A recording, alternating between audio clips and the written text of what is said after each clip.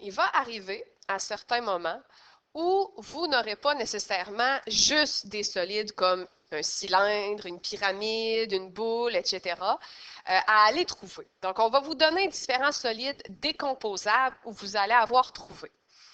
La façon de faire ces démarches-là, en fait, ça va vraiment être d'y aller solide par solide. Donc, par exemple, ici, si je vous donne un cylindre et une demi-boule, eh bien, il va falloir que vous alliez trouver le volume du cylindre, le volume de la demi-boule, et ensuite aller additionner ces deux résultats-là ensemble pour avoir le volume total du solide. Donc, si je regarde ici les informations que j'ai pour commencer, je sais que le diamètre de ma boule est de 30 cm. Faites attention, ce n'est pas le rayon. Je sais que le diamètre de mon cylindre est de 7 et la hauteur de mon cylindre est de 7. Donc, comme j'ai dit, il va falloir y aller un solide à la fois pour pouvoir le trouver. Fait que si je commence par mon cylindre. Donc, la formule du volume d'un cylindre, c'est l'air de la base fois la hauteur.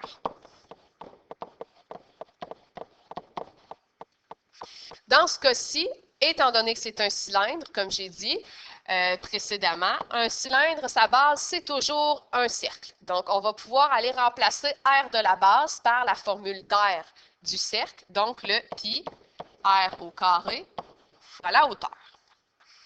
Dans ce cas-ci, faites attention, on m'a donné le diamètre. Donc, pour aller chercher le rayon, c'est mon diamètre divisé par 2. Donc, si mon diamètre est de 7, bien, mon rayon sera de 3,5. Je le divise par 2. Alors, je me retrouve avec pi fois 3,5 au carré fois ma hauteur de 7. Si je fais mon calcul, et là, vous pouvez tout simplement faire le calcul d'un seul bout, je n'ai pas besoin d'avoir le développement du 3,5 au carré, ça me donne un volume de cylindre de 269,39. Ça, c'est ma première étape. Ensuite, je dois aller chercher le volume de ma demi-boule. Avant d'aller chercher la demi-boule, en fait, je vais aller chercher le volume d'une boule complète qui aurait un diamètre de 30 cm. Puis à la suite, je vais juste diviser ma réponse par 2. Donc, la formule du volume d'une boule, si on se souvient bien, c'est 4 pi R3 sur 3. J'ai juste besoin du rayon. Encore une fois, il faut faire attention. Ici, on me donnait le diamètre. Donc, si mon diamètre est de 30, mon rayon serait de 15. Donc, 4 pi fois 15 au cube divisé par 3. Encore une fois, je n'ai pas besoin du développement complet de l'équation. Vous pouvez tout simplement aller me le calculer et me donner la réponse ici. Donc, si je fais le calcul au complet, ça me donne un volume de 14 137,17. Par contre, ça ici, c'est le volume d'une boule complète avec un rayon de 15 cm. Moi, j'ai une demi-boule présentement dans mon dessin. Donc, pour avoir le volume de ma demi-boule, je vais tout simplement prendre mon 14 137 et je vais le diviser par 2. Donc, ça me donne un volume de 7068,58. Ce n'est pas ma réponse finale. Ma réponse finale, je veux savoir le volume total de ce solide-là. Donc, ma réponse finale, je vais tout simplement aller additionner mes deux volumes ensemble. Donc, le volume de mon cylindre à 269,39 plus le volume de ma demi-boule à 7068,58. Ça me donne un volume final de 7337,97. Pour votre réponse finale, on doit regarder les unités de mesure encore une fois. Donc, j'avais des centimètres ici. Alors, dans ma réponse finale, je vais aller écrire réponse. Le volume est de 7337,97 cm3.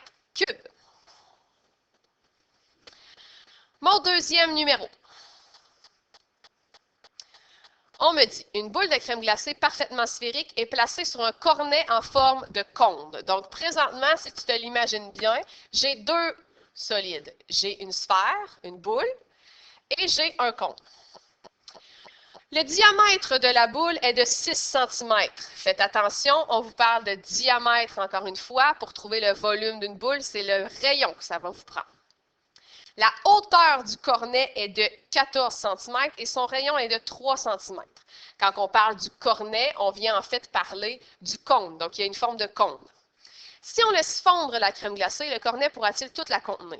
Donc, on suppose qu'on n'en perd pas de crème glacée pendant qu'elle va fondre. On voudrait vraiment savoir si toute la crème glacée fond directement dans le cône. Est-ce qu'il y a assez de place pour rentrer la crème glacée? Donc, il faut avoir le volume du cône et le volume de la boule pour savoir si le volume de mon cône est plus grand que celui de ma boule. Donc, je vais commencer par le volume de la boule de crème glacée. On doit toujours commencer avec sa formule. Donc, le volume d'une sphère, d'une boule, en fait, c'est 4πr3 divisé par 3. Dans ce cas-ci, on m'a donné le diamètre de la boule qui était de 6 cm. Ça veut dire que son rayon va être de 3 cm. Donc, 4π3 à la 3 divisé par 3. On peut tout simplement aller écrire le résultat du calcul total ici. Ça me donne 197 et 92. Maintenant, si je vais voir mon cornet, donc le volume du cône en fait. La formule du volume d'un cône, c'est l'aire de la base fois la hauteur divisé par 3. Étant donné que c'est un cône, ça a toujours une base qui est sphérique, donc une base qui est un cercle. Je peux aller remplacer r de la base par pi r au carré fois la hauteur divisé par 3. Je vais rentrer les informations que je connais. Je sais que mon rayon est de 3. Je sais que la hauteur est de 14. Donc, je vais aller rentrer ça là-dedans. Je me retrouve avec le volume qui est égal à pi fois mon rayon qui est de 3 au carré fois ma hauteur qui est de 14 divisé par 3. Si je fais ce calcul-là, je me retrouve avec un volume de 131,95 cm3. Donc, si on regarde les deux mesures que j'ai présentement, ma crème glacée a un plus gros volume que mon cône. Donc, si je veux tout faire fondre ma crème glacée, elle ne peut pas toute être contenue dans le cône, étant donné que j'ai plus de crème glacée que de place dans le cône. Donc, la réponse, on te demandait, est-ce que le cornet peut tout contenir la crème glacée? Non.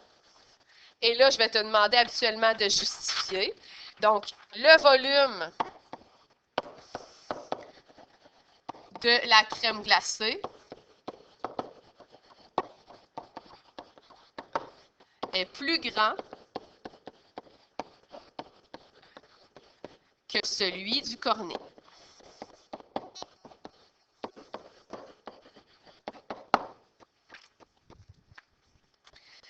Mon dernier numéro, donc si je descends en bas, je te demande de calculer l'aire totale de ce solide formé d'un prisme droit à base carrée et d'une pyramide droite. Faites attention, je veux l'aire totale. Donc, il ne faut pas se mélanger. Ce n'est pas parce qu'on est en train de parler de volume que nécessairement toutes nos autres notions disparaissent. Je veux seulement l'aire. Ici, je ne veux pas le volume. Quand on calcule l'air, on peut s'imaginer que si je voulais peinturer cette boîte-là, qu'est-ce qu'il faudrait que je peinture? Bien, il faudrait que je peinture l'aire latérale de ma pyramide, ici, donc tous les côtés de ma pyramide, sauf qu'étant donné que la base de la pyramide est concorde avec la boîte, bien, je n'aurais pas à peinturer ça. Donc, qu'est-ce que j'aurais à peinturer? C'est l'aire latérale de la pyramide, l'aire latérale du prisme ici, et une des deux bases du prisme. Donc, je me lance. J'ai besoin de l'aire latérale de la pyramide.